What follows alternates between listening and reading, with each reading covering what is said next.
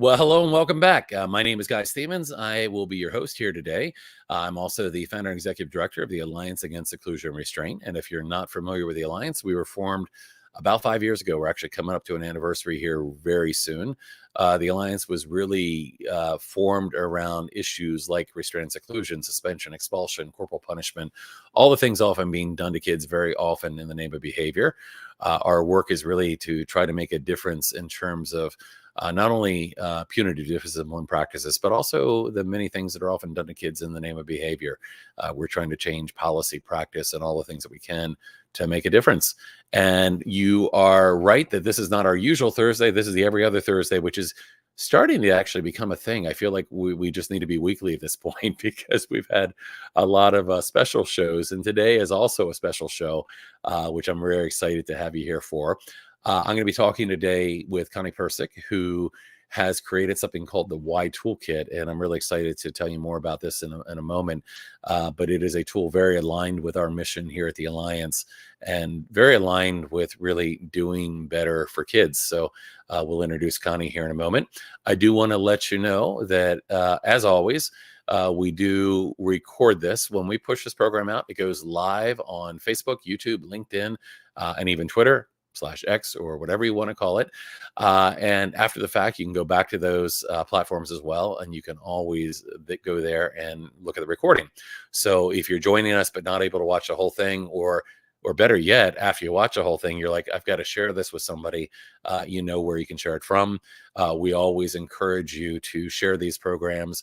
If you're a parent, share them with your school, share them with educators. If you're a teacher, share it with your administrator, share it with other professionals that you're working with.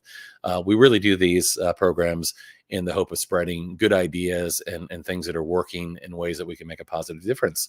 So with that, I'm going to go ahead and bring up our guest today and introduce Connie. And I'm going to read you a brief introduction of Connie. Then I'm going to give you another introduction. But Connie Persike is a highly experienced speech language pathologist, an educational consultant with over 20 years of experience in educational settings, and holds a certificate in instructional coaching, positive education, and applied educational neuroscience. She has served as a member of the multi-state work group to help develop the Common Core essential elements for English language arts. Connie is a published author for Autism Parenting Magazine and writes for Exceptional Needs Today. She's created innovative processes to assess student behavior, which deviates from traditional behaviorism approaches and aligns with the current relational and neuroscience while maintaining a trauma-sensitive and neurodiversity affirming approach. Now that I've read you the introduction, I'll give you kind of a from the heart introduction.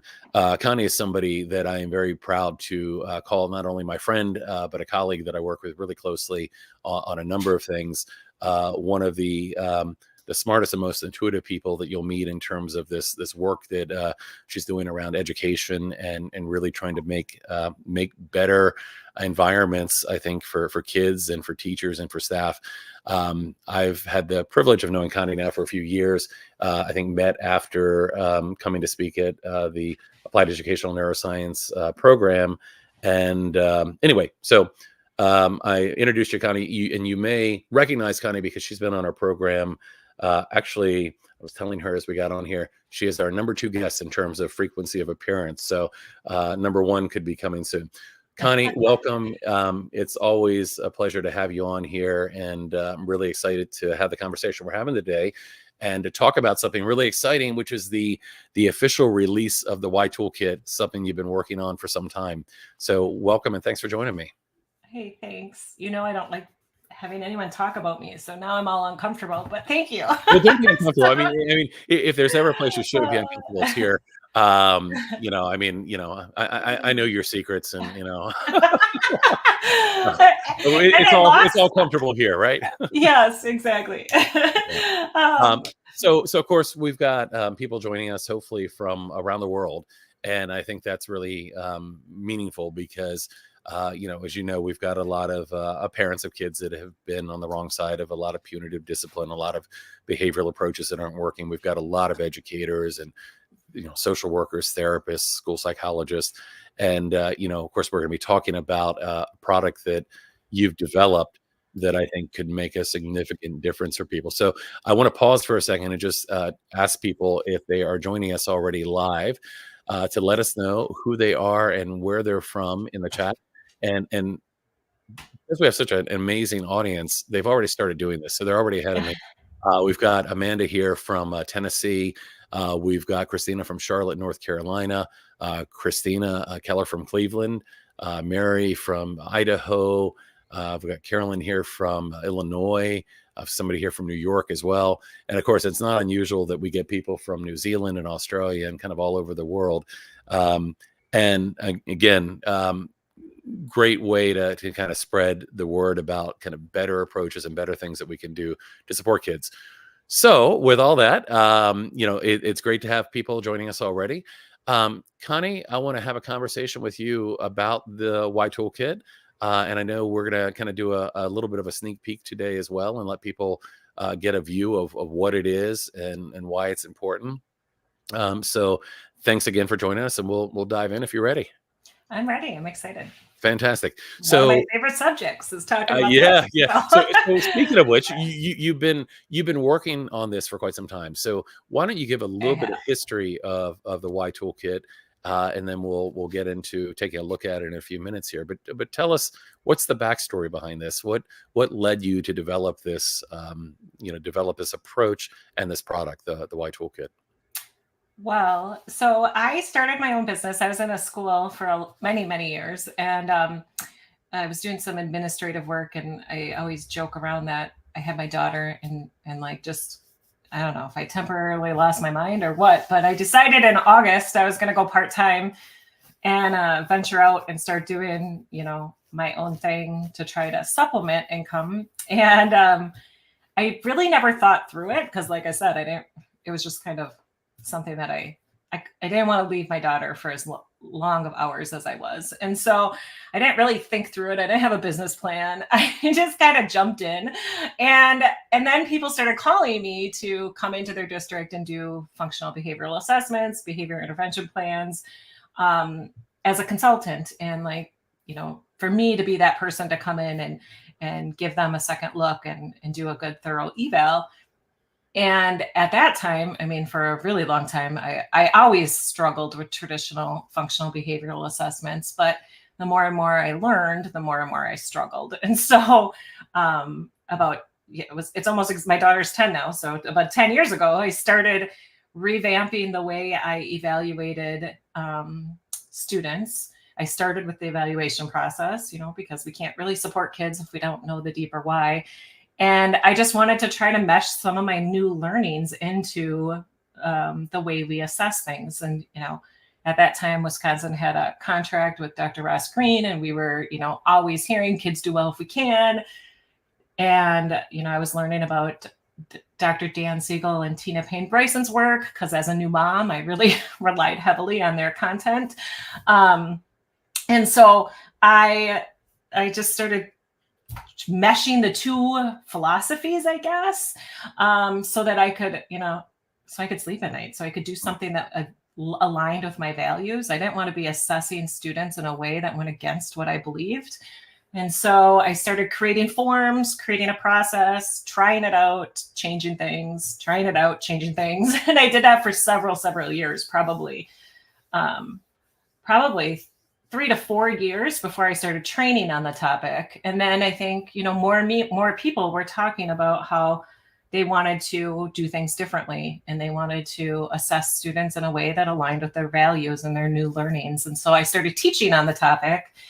And again, every time I would assess a student, I would, listen to the teams I was, providing the information to. I would, tweak things. And then COVID hit, and I was like, you know what? More and more people are asking me for my forms and they wanted to implement my process. And, I was using this fillable PDF, which after you do so many hours of evaluation and you work as hard as you do to get some really good information, to put all that information in a PDF and have to wordsmith things because you're out of room or I didn't feel right giving that to people and making it tedious, I guess. It's just another layer of work.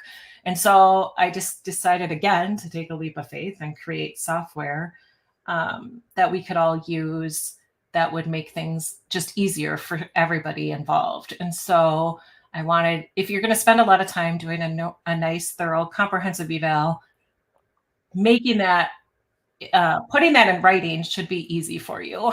And a fillable PDF isn't going to do that. And so, nor is it going to help you do it as a team. Like, I really wanted it to be, if a district or if a team is using this tool, that they can all be, dividing and conquering, and like, one person filling in the assessment data, everybody putting in their observations, and everybody working on the same document together. And software was one of the ways that I thought of doing that. And at that time during COVID, I was doing my certification with Dr. Lori through the Applied Educational Neuroscience through Butler. And I just decided, I'm doing this. Why not make it a part of my practicum? Why don't I do what I'm already doing? Like, this is something I'm already doing. It shouldn't have to be something new. And so I used that time that I needed to kind of make sure everything was aligned with what we knew, make sure everything was updated. I started having people, read through the document as sensitivity readers, because I wanted to make sure the language we used, was not offensive to anyone. So I had a lot of neurodivergent individuals. I asked you, I had a lot of parents whose kids had gone through these processes, reading the documents and making sure the language was, friendly and sensitive to everybody. So thinking back a bit, and I've heard kind of some of the things you've shared already, but what were some of the key concerns that you had around kind of the current process that was in place in so many places in terms of doing an FBA, doing a functional behavioral assessment? What were some of the concerns that led you to realize that, like, this isn't getting where it needs to get? This isn't getting deep enough. What were some of the limitations that you started to see? And then what were how did those affect kids? Well, I definitely, even back before I started my business in the district I was in, I thought we had a pretty good team approach to assessing behaviors, but we'd always sit down at the behavior plan and still kind of like look at each other thinking, well, what are we going to do to support this child? Because I just felt like the assessments were really surface level. They didn't get really deeper into the why. They were just like one level in, and I wanted to dig really a lot deeper to really get to the root causes, so we knew how to support students. And then, of course, the functions and this belief that the behavior is working for the child, which assumes this, then there's that assumption that it's intentful behavior. And more often than not, I was seeing kids, the behavior was not intentful. It was like an autonomic response to perceived threat or feeling too much stress and overwhelm. And so that was very, very hard for me, especially, I got to the point where I couldn't even spit out the words attention seeking, which in a traditional assessment, functional behavioral assessment, that's one of the main functions, one of the top 4 functions that you're going to see. And I couldn't even stomach saying that anymore. And so those are some of the main ones. And also like this, and I talk about this a lot when I do training, this target behavior of concern. It was always like a roadblock from the get-go, because most of the students we were assessing didn't have just one behavior. And, if it gets to the level of concern where you're going to do a thorough assessment on their behavior, typically there's more than one behavior involved. And I just didn't see things that like black and white. I just saw, I much more saw that, students were going through this like wave of distress that I call it. They were starting at lower level behaviors, and it would escalate depending on the support they got, depending on the type of response they got, depending on all sorts of things. And so that was one of the biggest barriers. Yeah. And of course, I would say that, based on many conversations you and I've had, that you were actually in an area, your work was being done in an area that, by and large, that people may have been doing a better job with some of their FBAs than a lot of what we see around the country in terms of a lot of the FBAs. I think the focus still kind of on that surface level behavior, on kind of the function of the behavior, and the idea that it's intentional would then lead to these these behavior management plans that were very much focused on rewards and consequences, and really not working for kids that needed help. And of course, they were always very focused on the child as well, never thinking about the changes that need to happen in terms of the adult or, kind of the environment. So, again, not digging deep enough led to kind of then moving from the assessment into a plan that often lacked a lot of what the need was. I mean, yeah. Yes, and I say this often. I think Wisconsin was ready for the change, and I was always like, I had the blessing to kind of move along slowly. Like, I didn't get rid of the traditional functions until probably 2020, about 4 years ago. I had the benefit of moving along slowly for some people in Wisconsin, but we were all ready. I feel like you're right. Our state was, there were a lot of people talking about it. There were a lot of people wanting something different. So I definitely. Do you remember, at one point you asked me to review your FBA. Do you remember how I do.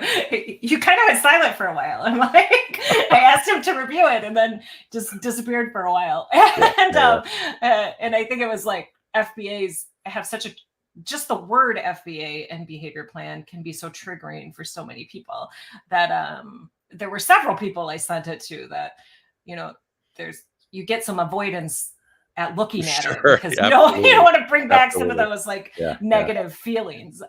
Sure. So, and of course, eventually, had a conversation and realized kind of, where you were heading. And it really was about, how do we take something that is, I mean, because FBAs are not only something that's commonly done, they're even indicated through federal law, right? So FBAs are something that are here and here to stay. But really what you were doing is saying, well, gee, this idea and the process behind understanding behavior and really getting to the deeper why is important. But much of what we're doing is not necessarily working out for us today, right?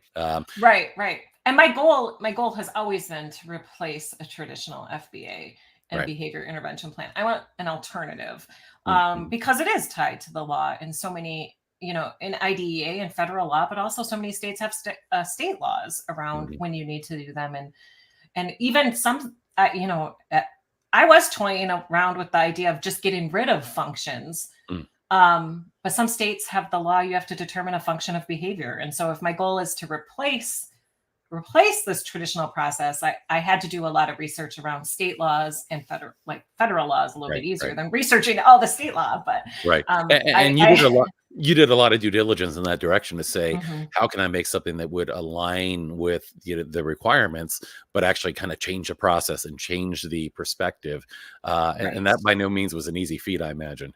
No, there's a lot of different state laws. And so it's really interesting how many states have different laws around when a functional behavioral assessment and behavior intervention plan need to be done. So, and you mentioned already some of the work that you kind of use as foundational work for creating the Why Toolkit, and you've also to some degree probably mentioned some of the some of the reviews that you've done, and I know that you've shared this as you've been moving through and developing this. With some of probably our shared favorite people in the world, and gotten a lot of really positive feedback. And I know people like Lori Desautel and Mona Delahook, and who are some of the other people that you've had review this? I've had, let's see. Well, you mentioned two of my favorites. So I've had them review it. Let's see. I'm drawing a blank. Greg Santucci reviewed it. Most of the people who have reviewed the toolkit. Not an autism mom, Megan reviewed it with me. She and I met. Most of the individuals are listed online on my website. I thanked them for their time because it's just been I'm extremely grateful for the time that they gave reviewing it and looking it over. And even that, I had a lot of people, not well-known leading authors, but parents, autistic individuals. I've had neurodivergent individuals look at it and really tell me from their perspective if there was any language that might be offensive, any questions that might be taken, might be triggering for them. Right.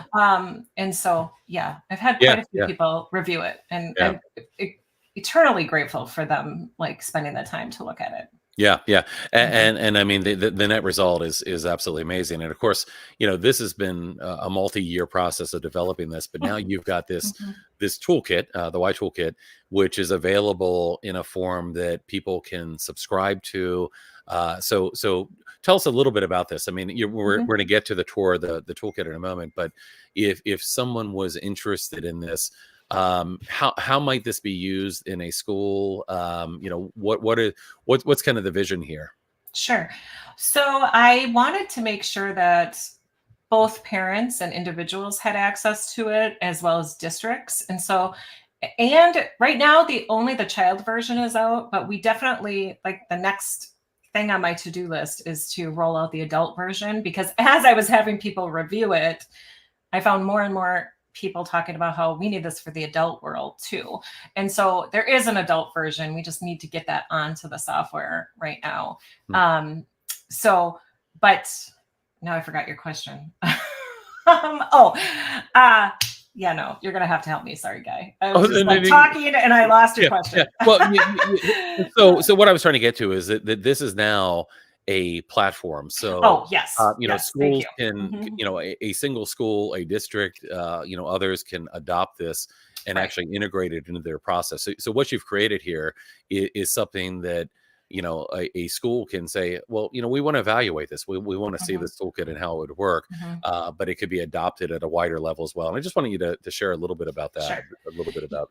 Absolutely. So you can purchase so when you make a purchase, it's a student account that you're purchasing because I really wanted to make sure that we were in everything we were doing, we were supporting best practice. So it's not like you have to buy per form like an assessment and then a support plan. You purchase an annual subscription for a student and that student you can have unlimited forms for within that year because there's going to be some students that you want to be meeting every 6 weeks and discussing the data, discussing if you have to do something differently. And then what you can do is you can copy that behavior plan, you can make your changes, and you can have a whole your data trail basically of all the changes that you've done. And so you can purchase it per individual. And then if districts, like I've had some districts want to roll it out and they've purchased 50 accounts or something like that. And so they are buying it for all their students that they might need it for that year. You can do it either way. Eventually, I think we have a 3-phase process for rolling this out. Eventually, I think in phase 3, we're going to have like a district administrator who can kind of keep track of all the district accounts that are out there. Right now, if a case manager, like let's say you're in the school, if a director of special ed buys 50 accounts, you can share those with team members without additional cost. And Mm, so like one student could have 10 people on their team. You can mm, share that unlimited mhm. amount so that every team member has access to that paperwork and Fantastic. to read it or to help complete it, whichever. And once the assessment is done, you can finalize that assessment and it locks, so nobody can make changes accidentally. So that you have a nice paper trail of what you've done, and then if you need to do another one, you can just copy it and start, filling in small tweaks, or you could just start a whole new. Behavior plan if you're going Right, to right, completely revamp things. But right. most of the time, when you're making changes to a behavior plan, you're just making, a few changes at a time. And so you can finalize the paperwork, copy it, and then make those tweaks and have a paper Mhm. trail of what you've tried and what you've done. Fantastic. So, part of this, I mean, this isn't just about a bunch of forms, right? This is about changing the mindset and really encouraging a journey of curiosity. Mhm. In terms of trying to really get to the bottom of like, why is this child having difficulty? Why are they having this difficulty now? What can we do to better support them? So tell me a little bit about, and we're going to see it in a moment, but tell me a Mhm. little bit about, because, I know that part of your goal with this is again, I mean, it's not just about like, oh, let's make an easier way to make an FBA. No, it's not that at all. It's about how do we bring in the latest science? How do we inform kind of the adult process and mindset around this? So tell me a little bit about that. Tell me a Mhm. little bit about kind of the journey that you hope somebody might go on as they're going through the toolkit with a student. Well, right from the get-go, when you create a student account, you get a message, a pop-up, and we're not going to be able to see that today. But when you get a pop-up saying, welcome to this journey of, really digging deeper and trying to get curious about what perhaps could be, causing a lot of distress in your student's or individual's life. So right away, there's a pop-up to have some reflection and thinking about how this is going to be a process versus like just checking off a to-do list. But as I was, redoing my forms and paper copy and like trying things out, I realized there's never enough time to teach people a different way to look at behaviors, to reframe their perspective, to shift their lens. Like, especially when I was in meetings with parents. So I started embedding, I've always been somebody who loves quotes. And so I started embedding quotes into my document and really being purposeful about the quotes that I put and where I put them in the documents. So it would get people to start thinking about things differently. For instance, there's a quote from you about how if restraint and seclusion makes it to somebody's behavior plan or IEP, it's more likely to be used. Which, that was really, when you said that in the class that you spoke to, when you said that in Dr. Lori's class and spoke to our cohort, that really, really hit home for me, because I always thought I was doing a good thing by putting it in the paperwork, because parents would know that it was a potential that could happen, that we were having the conversation up front. But then when you said that, I was like, wow, that really makes sense. And so I put that right in the behavior plan when it talks about, at what point do other interventions get utilized if we can't calm a student down? I put your quote right there. So people would think about that, because that made me pause and reflect a lot about my previous practice, about what I had done in the past. And that's what I want, is for people to really read those quotes and reflect about what they're going to do, and just take a pause and reflect on them. So, yeah, fantastic. Yeah. So I want to get to the good part, but before I do, two things. One is, I know you, before you rolled this out, began doing some pilot studies, and I'm actually going to bring up here a comment from or question from Christina, who says, on your website, you indicate that restraint and seclusion were reduced by 21%. Can you tell us a little more about that study and how many students were involved? I want to make a case for my district to try this. So I know you've done some pilots with the Y Toolkit, and you've gotten some really promising data. And of course, your data doesn't surprise me, meaning that I like data. Yeah. Well, but just the point that when we begin to look at behavior differently, when we begin to respond to behavior differently, when we're developing a plan that is more influenced by, neuroscience, by we're going to see kids differently. When we see kids differently, we're going to have things that are going to happen less. I look forward to long-term data from the use of the toolkit, because the potential for reducing restraint, seclusion, suspension, expulsion, corporal punishment around, changing the way that we're viewing kids, changing the way that we're viewing behavior, and developing plans that align with that, I think is tremendous. But tell us a little bit about, some of the pilot work that you've done and some of the results you've seen. Sure. So I had done kind of the last, small push I needed to create this software was, I had done a training to an entire county of districts in Wisconsin, and they all just really reached out to me after their directors meeting and said, we just want to use the paper copy. Can we use the paper copy until the software is done? And so they took so that data is from a district in that county who implemented the paper copy of the toolkit. They tracked their restraint and seclusion from before implementation to after implementation. Now, I will say that I think the percentage could be higher, because it was they had a very small amount of restraint and seclusion to begin with. And so in a district with larger numbers, I actually think we could see a bigger drop in restraint and seclusion numbers, because their starting numbers were pretty low to begin with. But what they also saw was a big, and this I think will be a big selling point for districts, and I probably should advertise it more, but they also saw a big drop in workers' comp claims.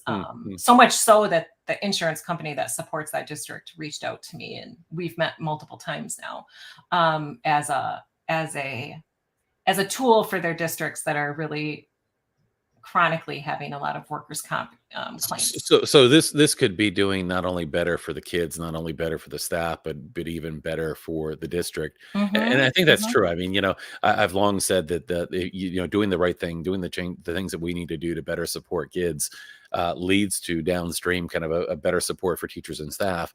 And in Hmm. the long run, I mean, we've seen examples of this where districts actually end up saving money and having fewer injuries and things like this. Right. That was not anything that was ever on my radar or any Yeah, yeah. thought. I mean, that hadn't even come to my mind as a Right. Sure. possibility. But Sure. but Sure. that district and that insurance company actually spoke about the toolkit at a safety conference, Wow, that's great. because they saw such a drop.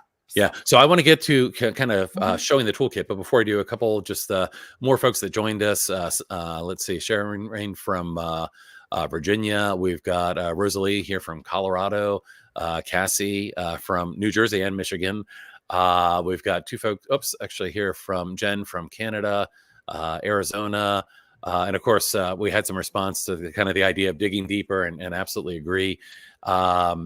Anyway, social worker here from Boston as well. So lots of folks joining us here. I want to go ahead now and share your screen and ask you if you would to kind of walk us through a little bit, walk us through a bit of the toolkit and the process, and kind of tell us how this is all working. So when you log in, you will have a dashboard like this, and all your students are going to be alphabetical. You can search them if we're thinking long term. If somebody has like 20 students on here, they can search them instead of scrolling all the way down. I definitely want, as you said, this isn't just about completing paperwork. This is about helping shift the way we think about behaviors. So there's a resource section in here, and I've put some of my favorite resources, and I just plan on probably I plan on continually adding to this resource library for people. So there's going to be resources for people, resources to complete the documents, but also resources just to help people see behaviors differently.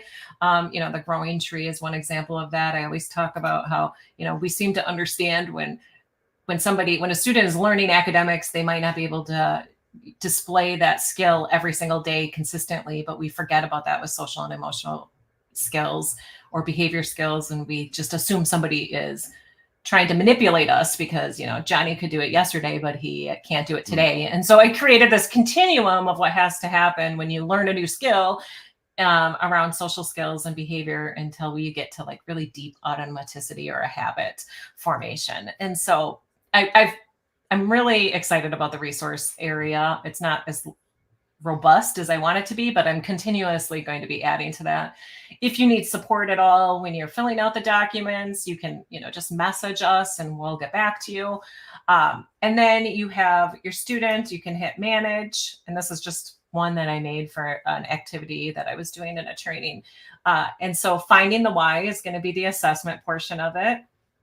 And then the wave of distress, what does it look like, is basically maps out what that student looks like as they go through this wave of distress from, unease, from being safe and secure all the way to showing some low level signs that they're under distress to fully moving into those autonomic responses of fight, flight, or freeze to resting and recovering.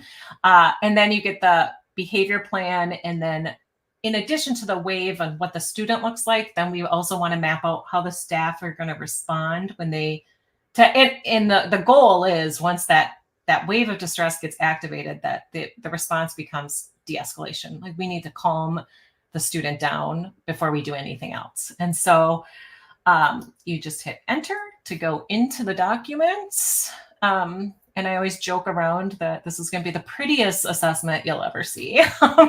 So let's see. Are you able to see this? Is it too big or am I okay, Guy? Yeah, I think you're fine. Yeah, it looks good. So you can navigate by the navigation bar, or you can just hit next, or you can enter the page numbers that you're going into. And I really tried to make it so that it might look like a lot of pages, but it's so that we can see things on the screen. You don't have to scroll down continuously, basically. So the parts on the right, kind of that navigation, those are the kind of the parts of the assessment. Okay. Right. Okay. Right. They're Okay. kind of like almost like chapter titles, you could Okay. think of them Perfect. as. So like, here's your team role. If a team is conducting the assessment, who is going to do what? If multiple people are going to do observations, you can just list that. I think it's really important to just like list expectations up front and divvy out the workload. And also, it's really nice to have a team do these assessments, because depending on your background, depending on like what your training is in, you're going to look at things in a very different way. And so I'm a big proponent of having a team approach to assessing, because everybody comes at looking at the behavior from their perspective and their skill set. So as a speech pathologist, I might look at something very differently than an occupational therapist. So this is just kind of listing out who's going to do what and why we're doing the assessment would be the rationale. And as you see, like right away, I jump in with one of my very favorite quotes from Dr. Stuart Shanker: reframing a child's behavior is not a matter of conscious discipline or decision or effect.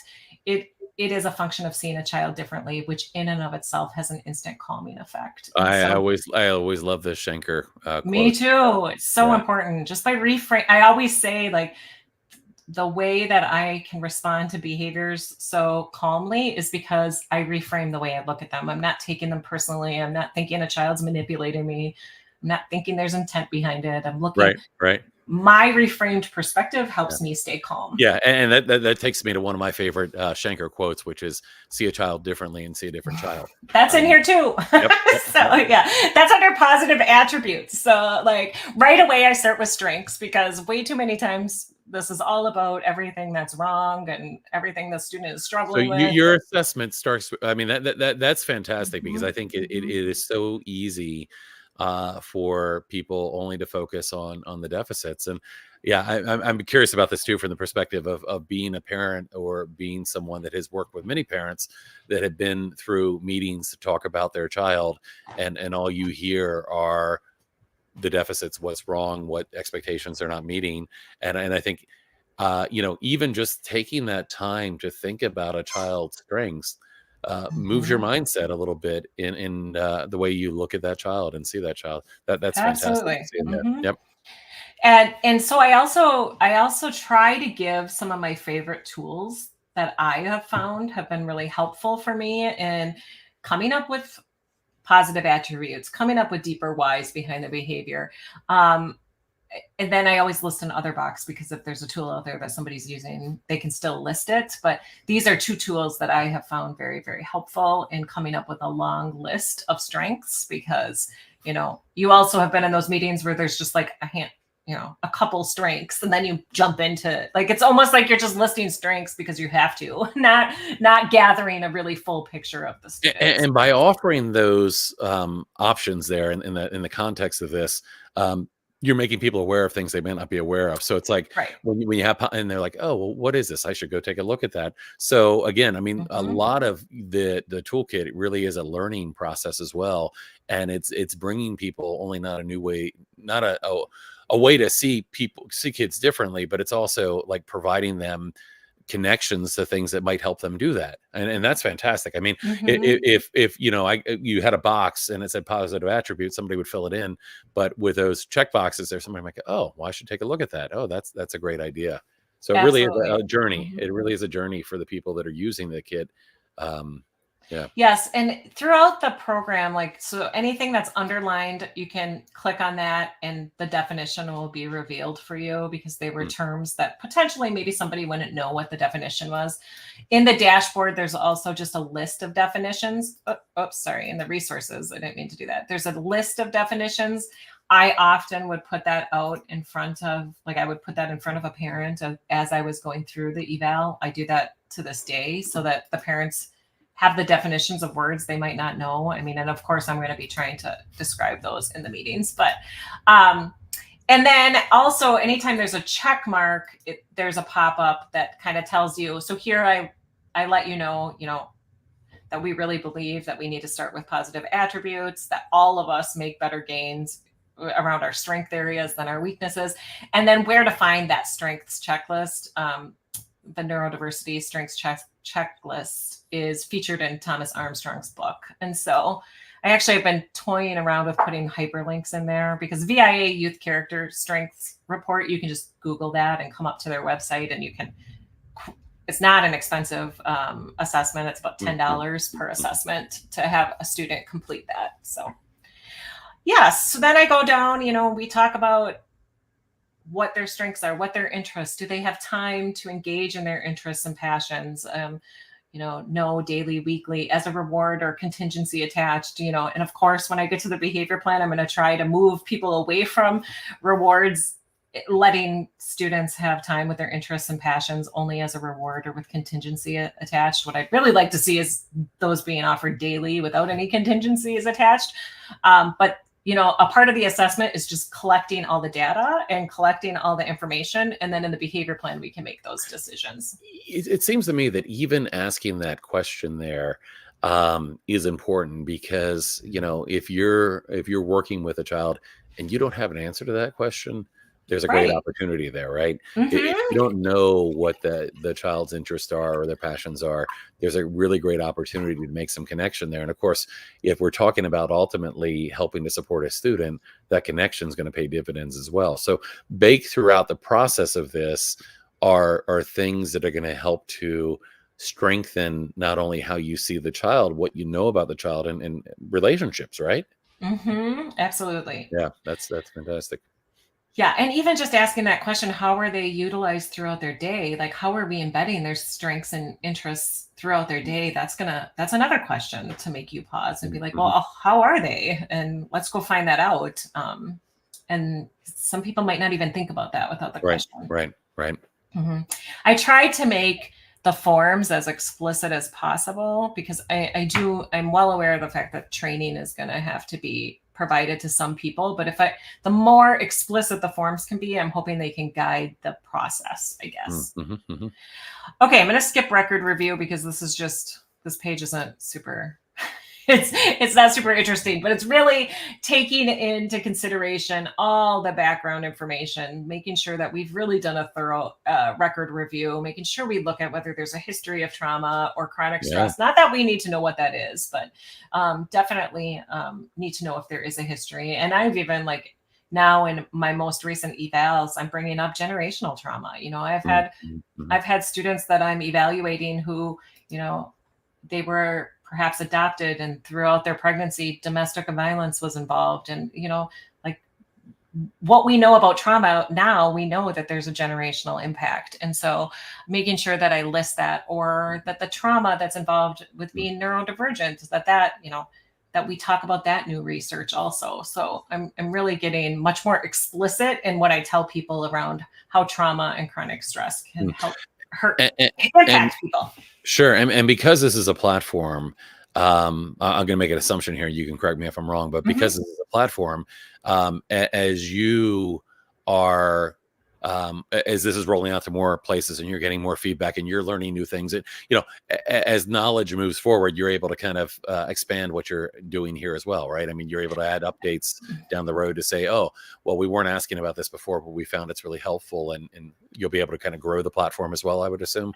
Absolutely. Like, and you know me, I'm like a constant learner and constantly reflecting, and every time I think I'm probably driving my software company crazy, because, I'll interview him next.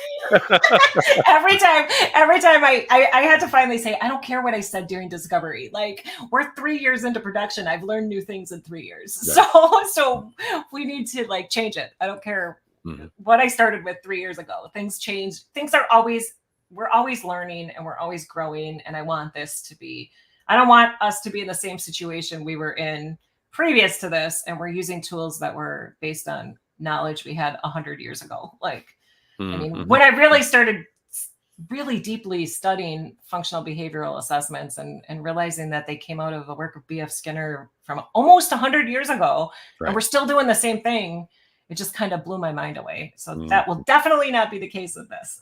So then we move into, let's see, interviews. We definitely want to be interviewing our parents, our students, caregivers, anybody who knows that student well. And I have to wonder, from my own experience and the experience of many others, and I'll just ask this to the chat out there as well, if you're watching live, how many people were interviewed. I mean, I know many times that these assessments happen somewhat in a bubble, and there's not a real process where they're talking to people that really could make a difference. So I think even having that built into the process, that it's like, oh, we should be having these conversations rather than just kind of coming up with the ideas and coming up with okay, we're an expert and we're just gonna take what we know and come up with a solution. It's really important to have that in the process. Absolutely. And I'll even say, up until, I probably didn't interview the student as much as I should have in my past. But once I started interviewing the student, I was like, wow, how in the heck did I ever miss this? Because I'm getting the best information from that child, Right. if they're capable of telling me and talking to me and having those conversations. But yes, interviewing the student is one thing that I think frequently is overlooked. Frequently is overlooked, and it's some of the best information we could get. Okay, then we definitely want to be making data-based observations. We really want to make sure that we're observing things, we're getting a solid baseline, basically, so that once we do start our support plan, we know if what we're doing is working. I think that's incredibly important. And it's, again, something that we don't do often enough, because we need to have solid data going in so that we can use that as a starting point to determine if the supports that we have in place are working. And then I have always done additional assessments within my functional behavioral assessment, or my behavior assessment. And I just list some of my favorite ones here. And in the check mark, I kind of give a rationale as to why we need to use that and where we can find Mona Delahook's sensory preference worksheet. That's in her book, Beyond Behaviors, one of my all-time favorite books ever. And she has some really great sensory preference and sensory responsivity checklists in those books that I almost always use in my assessments around behavior, because they help us know what can help create a safe sensory environment for our students, which I think, it used to be we have to slowly expose our students to the sensory information, like desensitize them. And now we know better. And we know that, our goal needs to be creating safe sensory environments for everyone. And I think her checklists do a wonderful job at getting to that. Okay. And then we go into protective factors. Like, I'm really trying to look at wellness overall, because like the quote says, the more tired we are, the less tolerant we become. And that can be a huge stressor for some of our students. So we ask questions about sleep, about exercise, about nutrition, and specifically about their positive relationships. Wait a second, Connie. This just seems a little deeper than just looking at what happened 20 seconds before the behavior, and then a reward. Right. This seems a lot deeper than what we often see happening here. But again, it's about getting to that deeper why, right? I mean, these are things that we need to understand if we're really going to help to build an effective support plan. Absolutely. Yeah. Yep. And, it's interesting because I had recently spoken to a mom who said, if the school started asking me some of these questions, I would feel judged just because of the relationship I have with my school. That is not the intent at all. The intent is to gather information, because all of us, we all have a decreased window of tolerance if we're not getting, the nutrition that we need, the sleep we need, the exercise we need, if we don't have solid relationships in our environment. So it's about looking for some of those stressors and how we can provide supports around that if we need to. And even in the sleep habit piece, the very last question is, does the family or the caregivers, do they want support around improving the students' sleep habits at home?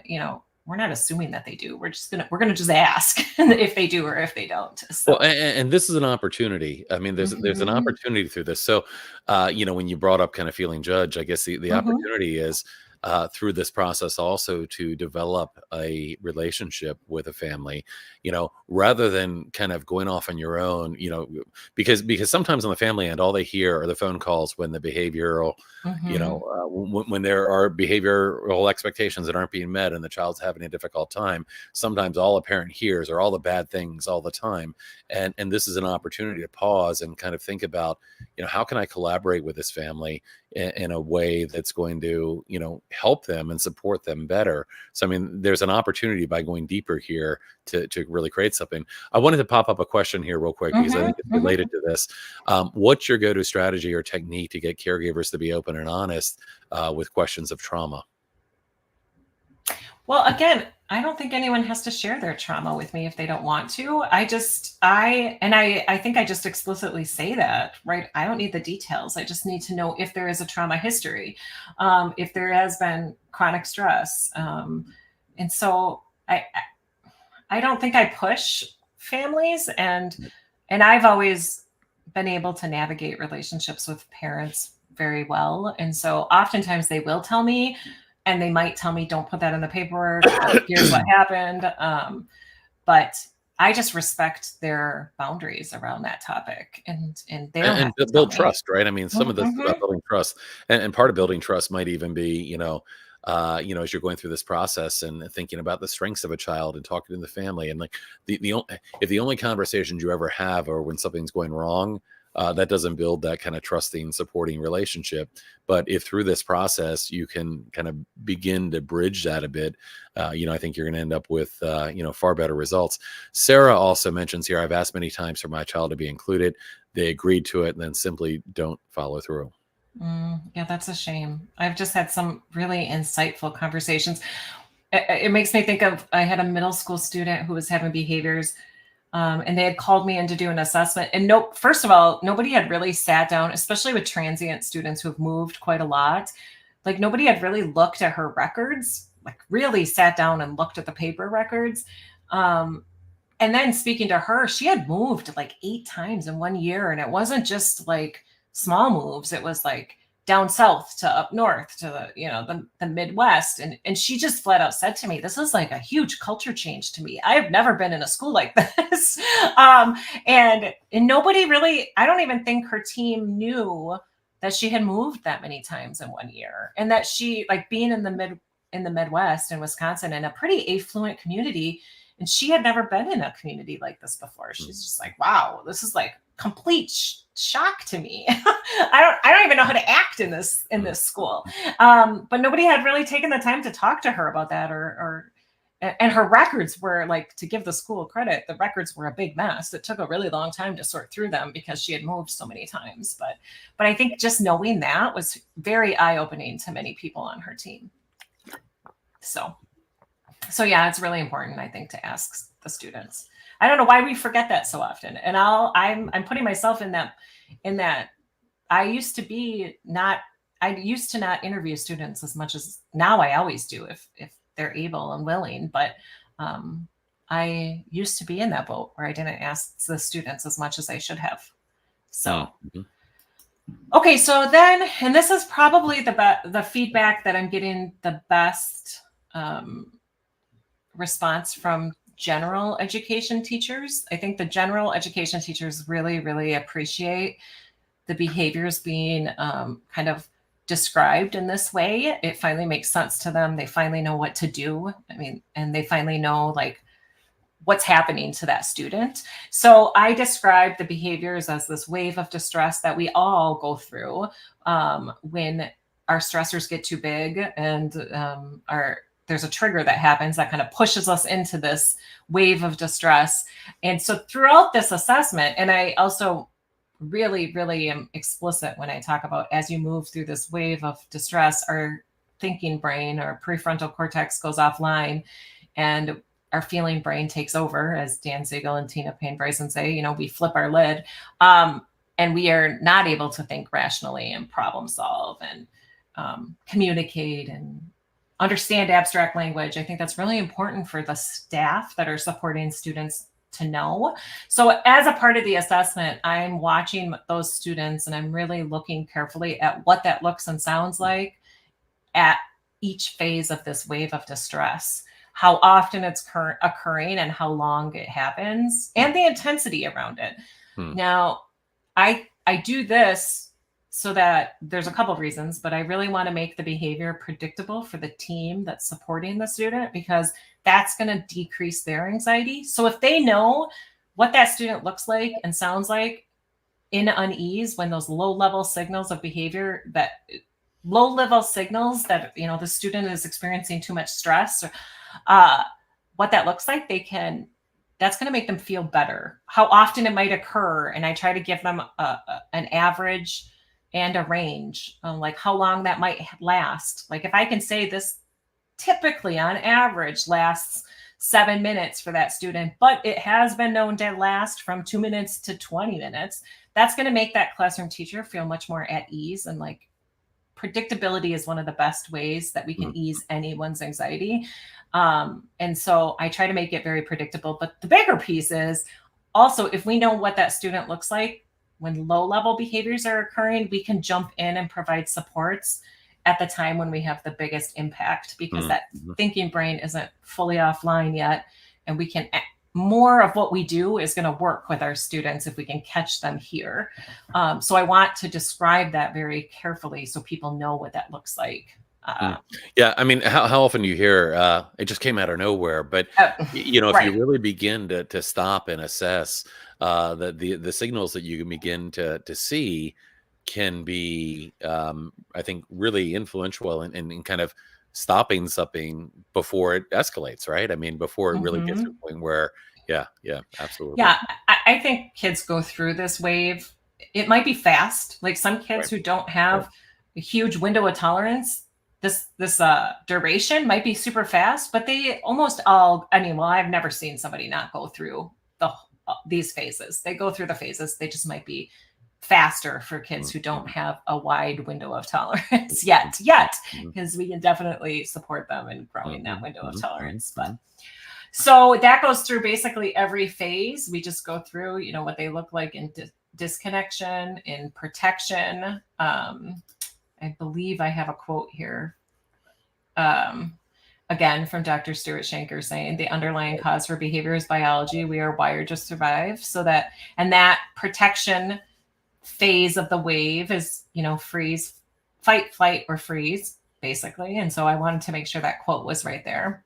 So this whole wave of distress is really reframing this idea from all behavior is intentional. It's seeking attention, it's avoiding, it's manipulating in some way, to understanding that behavior is biology, and much of what you're seeing is a stress response, right? I mean, this is really kind of looking at this differently. Very much. Yes. Then we talk about what that student looks like as they rest and restore. And one of my favorite quotes of all time from Dr. Tina Payne Bryson: the quickest thing to calm a nervous system down is empathy and connection. Because at this point, I want to know what that sounds and looks like, but I also want to know techniques that have been successful now or in the past to help calm the student, because we want to keep doing the things that are working.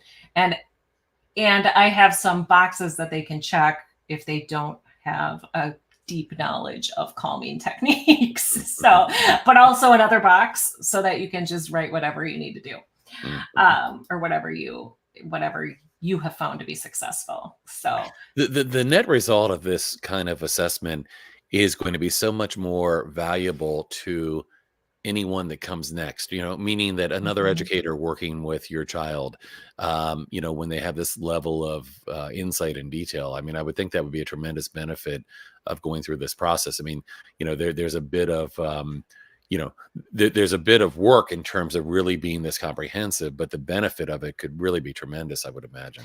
Absolutely. Yeah. I mean, and I've been using this tool. I mean, I've been using this, even the software, for the last 2 years. And that's what I routinely hear, is how much of an impact it's made on the teams, on the families. Like finally, somebody has helped me get to the root of what's causing so many of these distress behaviors. And so, yeah, that is definitely something that I hear often when I do these evals myself, because I'm also doing them and have been doing more and more since, I think, COVID. So, let's see. But I'm also, Guy, when you say that this is a nice comprehensive eval, I also try to end each section with like a 2 to 3 page snapshot. So that's where you get this root cause analysis. And I, of course, like I'm trying to change the way people look at things, and, you know, kids do well if they can, and how Dr. Mona Delahook says we focus on the underlying causes of behavior, not the behavior itself. Again, two other people that I used a lot of their quotes and relied heavily on the what they've said as neurodivergent individuals, Norm Canuck and Emily Vandercliff. You know, be still and listen. What you define as inappropriate may be my attempt to communicate with you the only way I can. So I've embedded a lot of their quotes also into it. But so then, kind of summarizing everything we just went through, I am going to have these last couple pages describe what the behavior looks like in those three main phases where you have more, I guess, behaviors that are going to be concerning. Then I'm not hitting the rest and recover at this point.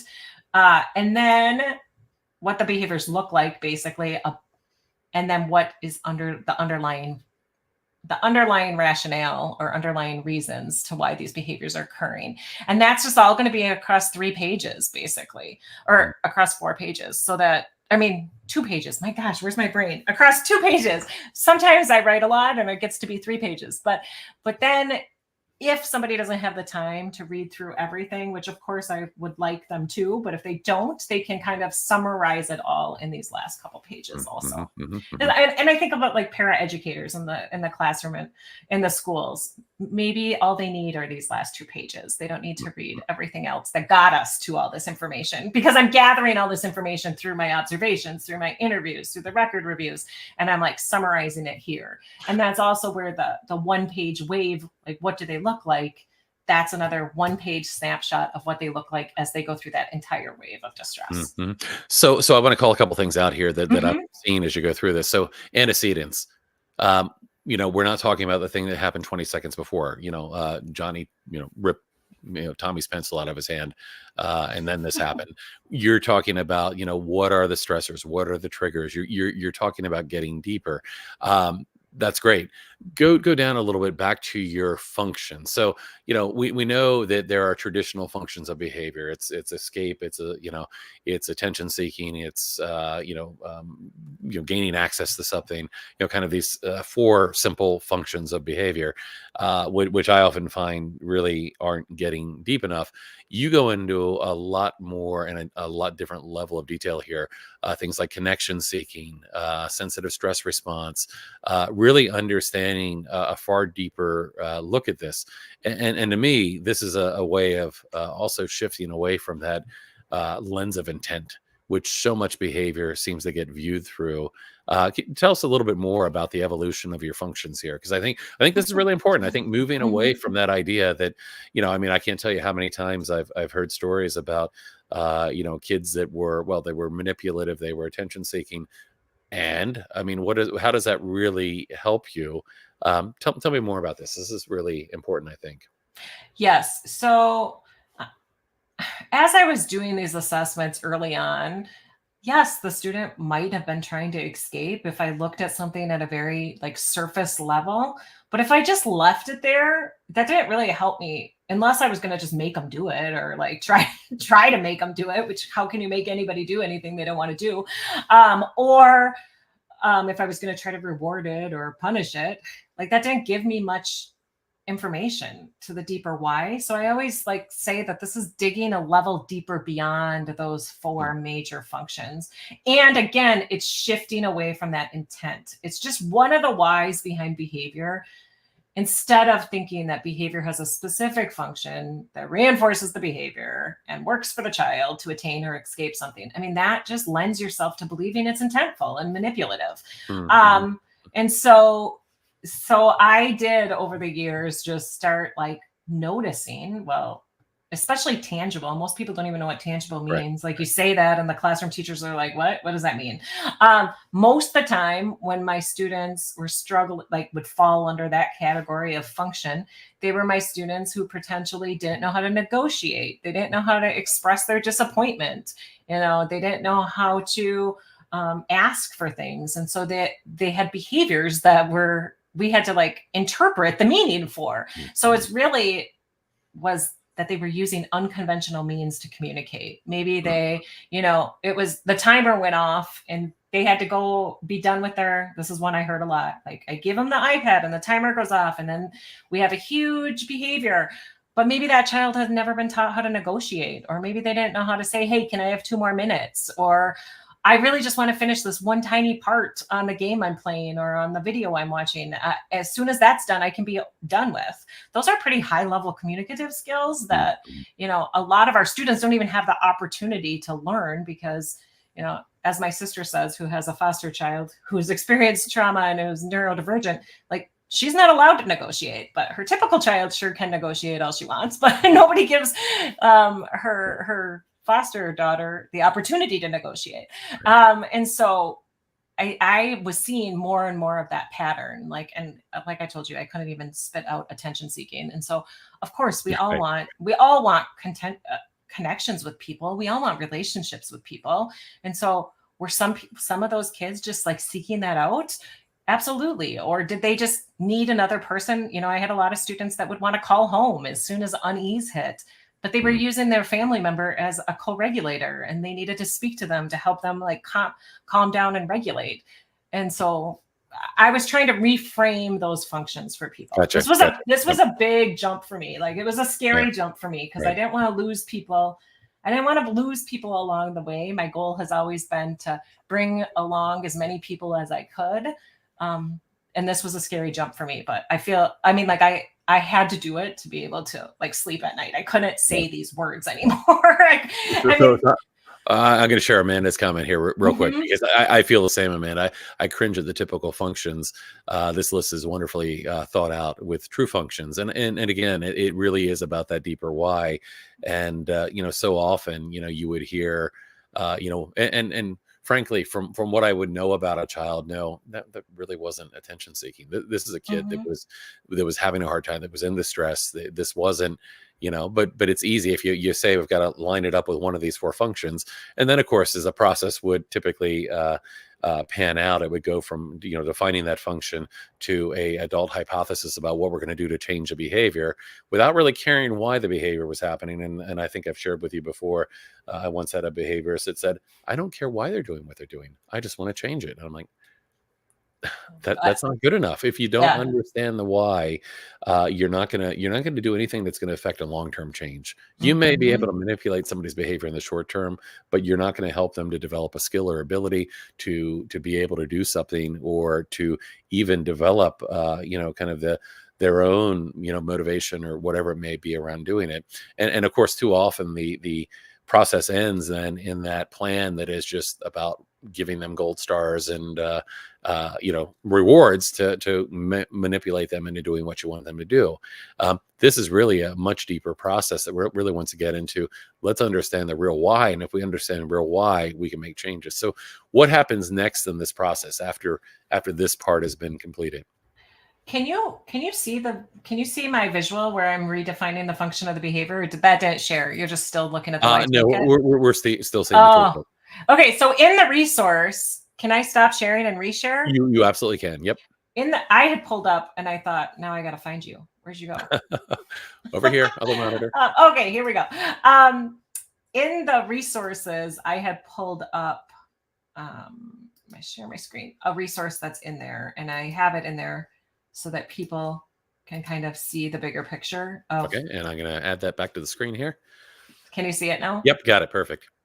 Okay, so this is one of the resources in the dashboard because I think it's important to kind of see how they relate to the traditional functions, especially if you have somebody like new along their journey. So just know that this visual support is also in there in the resource for you as well. Right. So you can show how they align, but push towards a deeper answer. Absolutely. Right? Yeah. And it doesn't hurt. Like if I get called into a school and they're telling me that student is escaping a lot, like that's their function, I don't usually like argue that, because that helps guide my observations. Knowing that helps me know when to observe the student and what to look for more specifically, but I'm not going to leave it at that, because I don't, that doesn't tell the whole story. And that also just makes it sound intentful. So we've traveled through kind of the assessment process here, right? Right. And in interest of time, knowing that we're kind of getting to our time here closely, and I don't mind keeping you a little bit longer if you don't mind staying a little longer, but I also want to not take you too long here. I want to ask you what comes next, but I also just want to give an opportunity here for anybody that's watching live. If you have a question or comment, to put that in the chat, and we'll try to get to a couple questions and comments. So, maybe at a high level, you can kind of talk to us about, kind of what comes next in the process. If you want to share, you're welcome to do that as well. But, this is really kind of giving that first step into, that's the function of the toolkit, is really about that assessment. And then after the assessment, what happens? So after the assessment, and actually I just had a district ask me, why is there the wave on what does it look like? And then a wave about the staff response plan. And that's because sometimes I get called in to just do the assessment. And so I want to make sure that we have documents for, if you're just going to do the assessment, maybe you do a really good assessment and you decide you don't need a plan.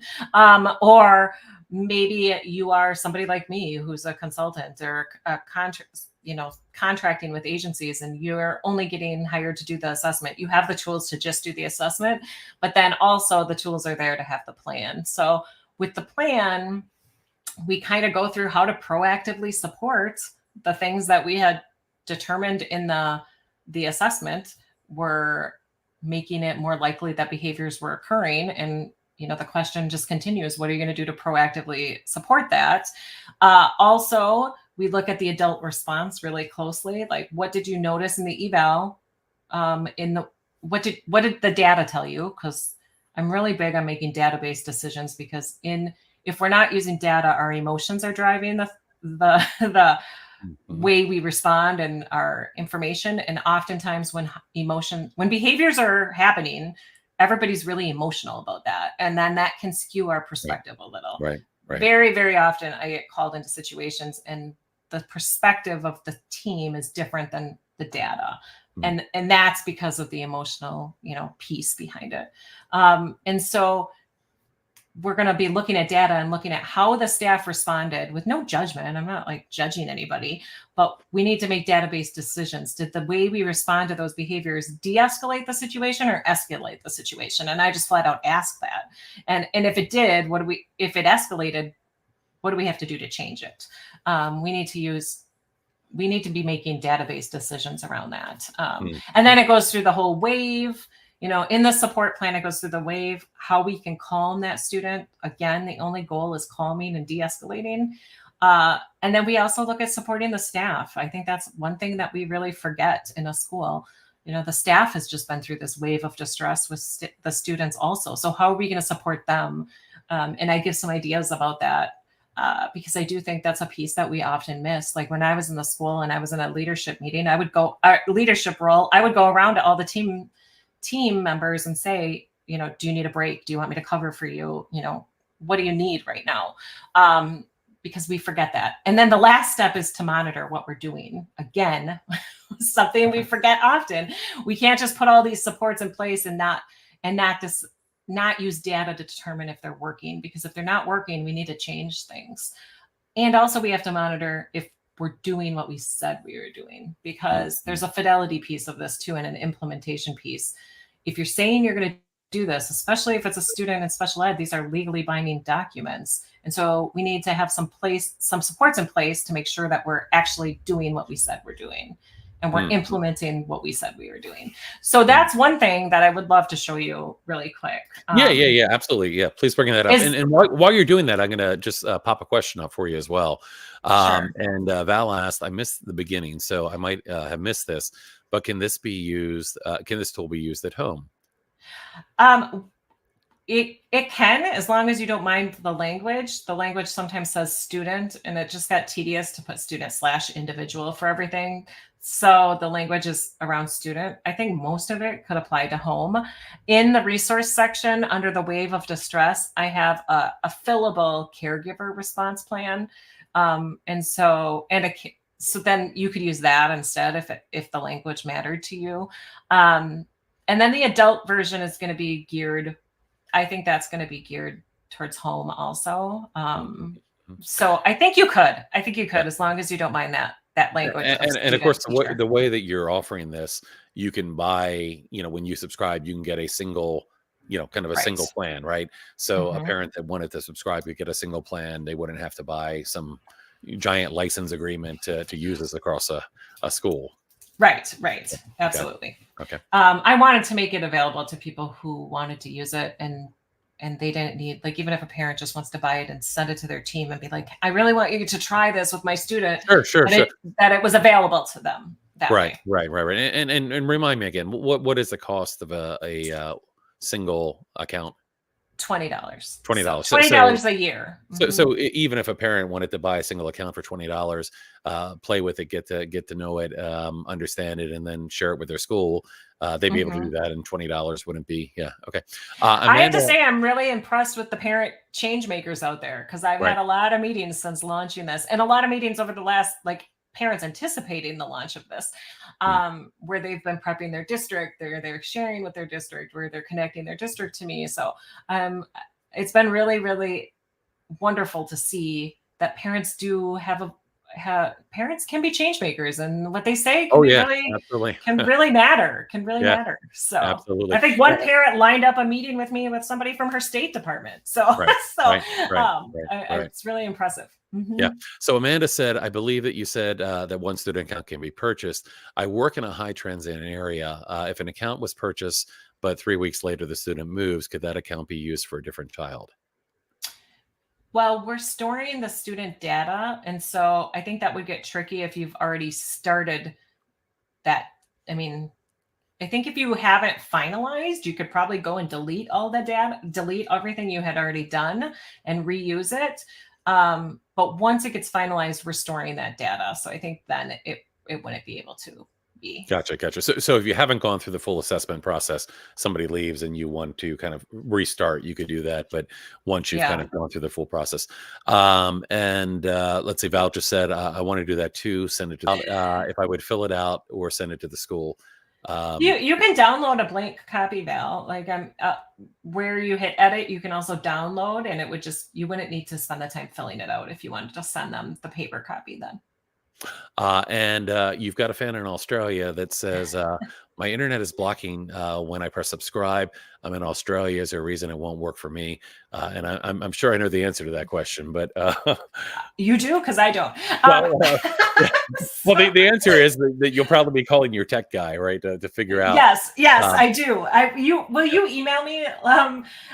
Is it Lara or Laura? Lara. Yeah, Laura. Yep.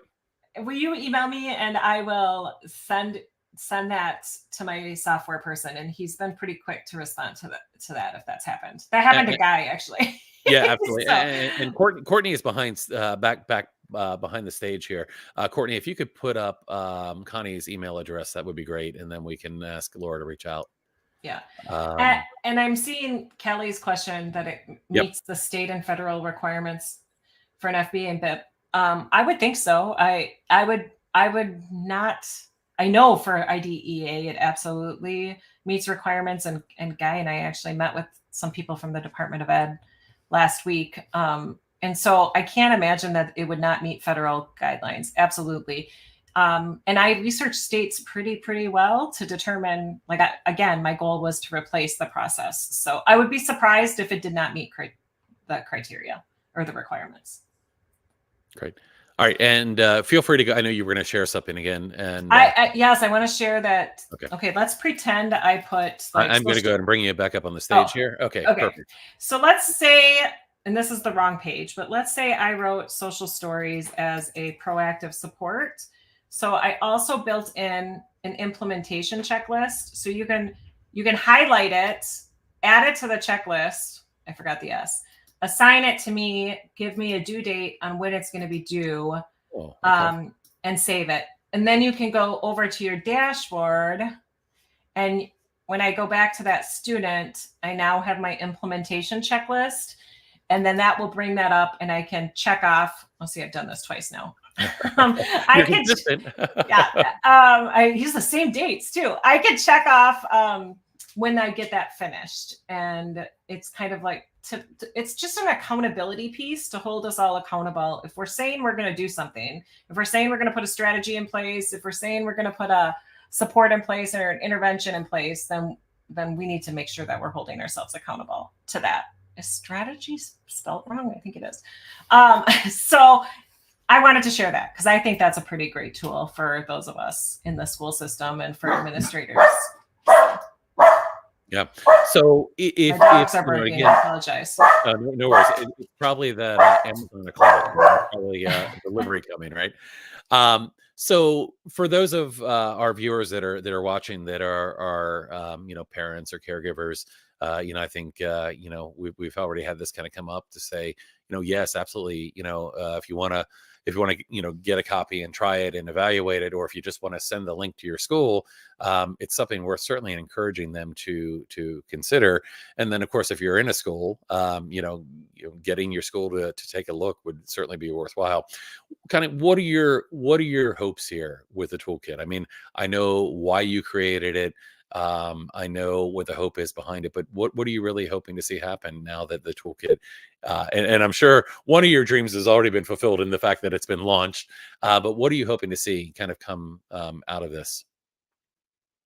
I think I have just, you know, I've just had the ability to be using this for quite a few years, and I see the difference it can make. And so that's really my driving factor is I just, even if it's one student that it helps, like it just has helped so many students at such a grand scale that I just like, I've just had families say, wow, this has changed everything. This has been such a life changer to my child. And I think that's really, I mean, that's my goal is that we just help as many kids who as we can and as many families as we can and staff and schools, you know, really get to a deep understanding of why behaviors are happening. And then of course, like it's kind of my mission to help people change the way they think about behavior Mm-hmm. and really understand that the majority of the time we're seeing these bottom up responses to behaviors, these stress responses, that it's not intentional, that it's not manipulative.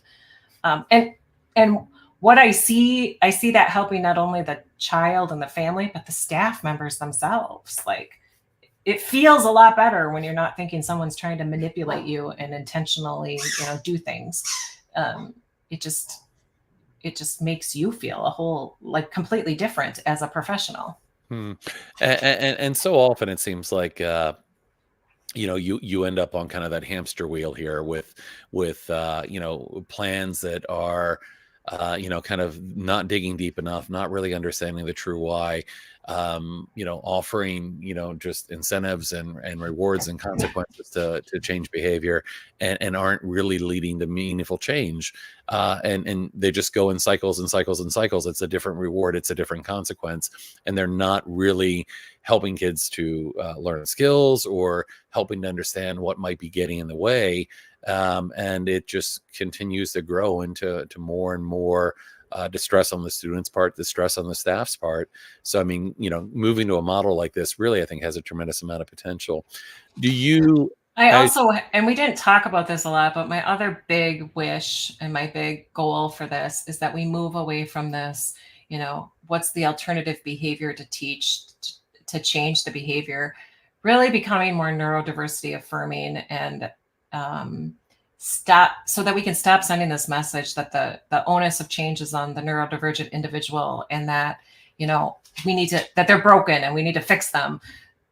In the behavior plan, I think, not as much in the assessment, we absolutely talk about neuro-inclusive needs and are we creating environments that meet the needs of all brains? We need to be looking at that throughout our assessment. Are there any neuro-inclusive needs that aren't being met for that student? Because if there are, simply providing that change could be enough to stop the behavior, but also to stop saying we need to like change somebody to fit into our environment. Maybe there's neurodivergent characteristics or needs that we just need to accept and welcome and understand. We don't need to change it. And we don't need to be the person as the school team deciding what that student needs to work on and what they need to grow in, what areas they need to grow in. That should be a conversation amongst the family and the student and everybody, not the school team making that decision for that child. Yeah, and sometimes there's a need for growth in the adult, or I mean, again, we often put all the onus on the child who, Mhm. has the least skills, the least developed, brain, Mhm. and in fact, some of the really important changes are how we're responding differently, or what we might be doing differently to better support a child. Absolutely. I worked with college kids who were neurodivergent college kids, and so many of them had trauma responses from school sending them a message that they needed to change and they were broken and that they didn't want to grow in any area. Like they were just like, no. I mean, they were just super threatened by that. And we're all lifelong learners. I think we all have areas we can grow and improve upon, but Great. nobody should be making that decision for us. And I think because we've done that to so many individuals for so long and sent them this message that they're broken, that it could lead, it just has led to too much trauma for too many people. So I'm going to wrap up here in a minute, but I just want to say that, I think, well, because we've worked together on a number of things, and collaborate frequently, probably daily. Here at the Alliance, our belief is around, trauma informed. As I think about this, I'm like, okay, we believe in kind of trauma informed approaches. I look at the Y Toolkit, I'm like, check. We believe in kind of neuroscience aligned, check. Relationship driven, check. Collaborative, check. Neurodiversity affirming, check. I mean, this seems to kind of check all the boxes, so to speak, in terms of a better way to support kids that are, again, kids that are sometimes having a hard time, not intentionally giving you a hard time. So I'm really excited about what the toolkit has to offer. And I'm also kind of as a question here, curious, I'm sure that you plan to, and I know how important data is to you. I'm sure you try to get more data. Are you looking to get more data around how the toolkit is helping to reduce punitive discipline and things like restraint and seclusion? Are you hoping to get more of that as time goes on? Yes, you know me well. I want to know, and I collect data because I want to know if what I'm doing is working, and what, I want to know if the toolkit is working. If it's not, I want to change it. So absolutely. And I've approached a couple of the districts I support, even like, hey, if you want to roll out the Y Toolkit, no charge to all your students who, have been restrained and secluded, let's use that. Let's use that as data pre and post to see how it changes. So if you have no, I was going to say, now that you said that out loud, you might have a couple of people contacting you saying, hey, I'd like to propose to my district that they do this. I'm open for that. Like, I'm really open for that because I want evidence. We will be coming out with like briefs and like summaries of how I think theoretical evidence backs up everything we're doing in the toolkit. I would like to say, I think I have a lot of research articles supporting what we're doing, and those will be out soon. But I also want evidence that the toolkit can make some change in schools, like decrease seclusion and restraints, decrease office referrals, decrease suspensions, expulsions, anything like that. So absolutely. So yes, I am open to partnering with districts around that. I think that would be a really great project. And we'll have Courtney add your email address again if anybody wants to contact you about that or has interest in that. And of course, this toolkit comes from Supportable Solutions, your company, which you started now many years ago, which has grown into a really sizable, organization in terms of, coaching and doing a lot of other amazing things. I want to give you a chance for any final word that you have before we wrap up here today. So anything you want to leave people with, any final words or final thoughts? No, I just want to go back to those pieces that you mentioned. And I have to say, I think that's why you and I get along so well, because we're aligned in values very strongly. Like, yes, the toolkit was made. Those were that was my exact outcome that I wanted. I wanted a tool that was trauma sensitive. I wanted it to be neurodiversity affirming. I wanted to make sure we were collaborating with families and students, and it was relationship driven. And so I'm hoping that that's what we've created here. And as I said, this is not a tool that's going to stay stagnant. The resources will continue to evolve, and as we learn new things, the toolkit itself will change. So it's definitely not going to be a okay, we've launched and there's an ending. Like, so we have 3 phases. It's not even done Yeah, yet. well, I mean, I happen to know personally that you work about 30 hours a day. So yes, So I know things will continue to go and always kicking around new ideas. Listen, I yes. want to thank you for coming on and sharing this with us. Really excited Thank to you. see this launch. I know since we've been connected, this has been a product you've been working on for some time and wanted to get right and wanted to get out there. And the fact that now it's out there, it's available, districts can begin using it, parents can begin using it, is really fantastic. So thank you so much for joining us today. I want to ask you to hang on for a second. We're going to let everybody go, but thank you, Connie, for being here, and thank you for the work that you've done to bring this. And to the audience that's been watching, we've had a number of people with us the whole conversation here today. Here we go. Thank you, Connie. I'm so excited to share this recorded video with people at my district. Thank you, Amanda. Thank you, Amanda. I hope you're feeling better. Here's another one you might hear from Christina Keller in Ohio, who I've worked with, who I'm sure would be interested in this in her district as well. But thank you all of you who have been watching, and please do share, and we will see you again. I think we're going to be back next week, if I'm not mistaken. We've been on almost a weekly basis recently.